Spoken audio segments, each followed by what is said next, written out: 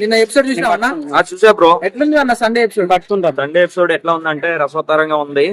So మనోడు అభయ్ నవీన్ ఉన్నాడు కదా, సో తన పర్ఫార్మెన్స్ అయితే చాలా బాగా చేసినాడు. కాకపోతే ఎలిమినేట్ అవడం అనేది నాకు కూడా నచ్చలేదు. కాకపోతే తను కాన్ఫిడెంట్ లెవెల్స్ ఎక్కువైపోయినాయి. కాన్ఫిడెంట్ అంటే ఉండొచ్చు కానీ ఓవర్ కాన్ఫిడెన్స్ ఎక్కువైంది అనమాట. సో దాని వల్ల తను ఎలిమినేట్ అయ్యాడని నా ఉద్దేశం. సో అంటే మణికంఠాన్ని తీసుకొచ్చి సపరేట్ గా వార్నింగ్ ఇచ్చారు కన్నా, అట్లా అభయ్ నవీన్ కూడా సపరేట్ గా వార్నింగ్ ఉంచితే బాగుండే కదా. అవును, మనోడు కూడా ఒకసారి రిక్వెస్ట్ చేసినట్టున్నాడు. సో సారీ చెప్పుంటే బాగుండేదేమో. సారీ చెప్పకపోవడం వల్ల బిగ్ బాస్ అంటే ఏంటి, నాగార్జున బిగ్ బాస్ షో అనగానే మనకి ఎవరు గుర్తొస్తారు? స్టార్టింగ్ లెవెల్ మనకి నాగార్జున గారు గుర్తొస్తారు.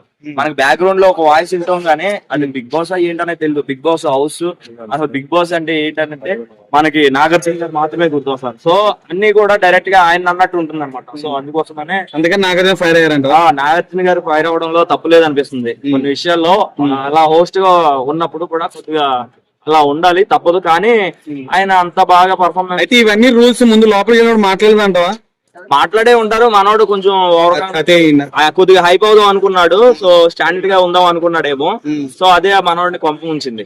లాస్ట్ టైం మీరు రద్దుగా ఫ్యాన్ కదా, ఈసారి ఎవరు సపోర్ట్ చేస్తున్నారు? ఇప్పుడు అప్పుడే కాదు బ్రో, అప్పుడే ఎలివేట్ చేయను. కొద్దిగా ముందు ఉన్న ముసలి పండుగ మనం చేసాం అంటే మామూలుగా ఉండదు. ఒకవేళ ఈ వీక్ ఎలిమినేషన్ అయితే ఎవరు అవుతారు అనుకుంటున్నా?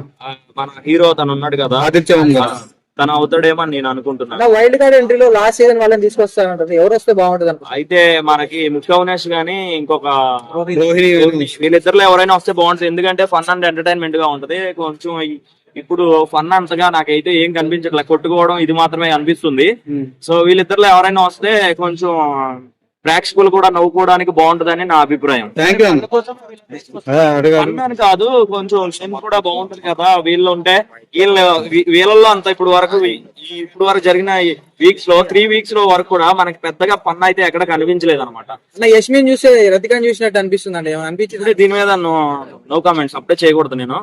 సో చెప్తున్నాను కదా, ముందు ముసలి పండుగ అంటే రతిక లవ్ ట్రాకులు నడిపినట్టు మన యశ్మిని కూడా లవ్ ట్రాకులు నడుపుతుంది. అయ్యా మా రతిక అక్కడ లాగొద్దు మధ్యలోకి, ఓకేనా? సోనియా రచ్చరచ్చలు చెప్తుంది లోపల, నీ అభిప్రాయం చెప్పాము.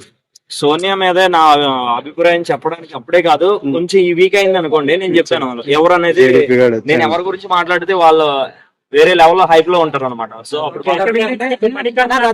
మణికంఠన్ రూమ్ అగ్లు ఇవ్వడం తప్పు అని చెప్పి వార్నింగ్ ఇచ్చారు కదా, అది మీరు కరెక్ట్ అనుకుంటున్నారా?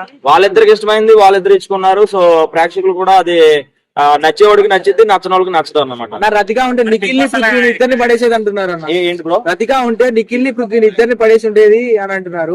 ఆమె వైల్డ్ కార్డ్ ఎంట్రీలో వస్తే బాగుంటుంది అని అంటున్నారు. సో వస్తే బాగుంటది. అయితే మన డిసిజన్ కాదు కదా. బాబు గారు నాగార్జున గారు వస్తే ఇద్దరిని పడేసే ఛాన్స్ ఉందా అన్న? ఇద్దరిని కాదు, తలుచుకుంటే హౌస్ మేట్స్ అందరినీ పడేస్తా, అంత క్యాపబిలిటీ ఉంది. అంటే ఆమంత అందం ఈ సీజన్ లో ఎవరికైనా ఉందంటారా? ఎవరికి అసలు ఏమి అంత స్కోపే లేదు బిగ్ బాస్ లో. చూసే వాళ్ళకి కూడా అంత ఎంటర్టైన్మెంట్ కూడా అనిపించట్లేదు. సో మణికంఠ యశ్మిని హక్ చేసుకున్నప్పుడు నేను చాలా డిస్కంఫర్ట్ గా ఫీల్ అవుతున్నానని పృథ్వీకి చెప్పడం జరిగింది. అవునవును, ఇష్టం లేకపోయినా హక్ చేసుకోవడం. అయితే ఇష్టం లేకపోయినా హక్ చేసుకున్నాడంటే ఇప్పుడు తనలో ఉన్న ఒక ఫీలింగ్ లోపల మనలో ఒకడు ఉంటాడు కదా, వాడు ఆగడు కదా. సో ఏదో ఒకటి చేసేయాలి అనుకున్నాడు. సో అయితే ఇచ్చేసాడు. ఇప్పుడు అన్ని ఇష్ట ప్రకారమే జరిగితే ఇక్కడ లోకంలో ఎన్ని పెళ్లిళ్ళు ఇష్ట ప్రకారం జరుగుతున్నాయి భయ్యా. సో అది ఓకే, థ్యాంక్ యూ. ఒకసారి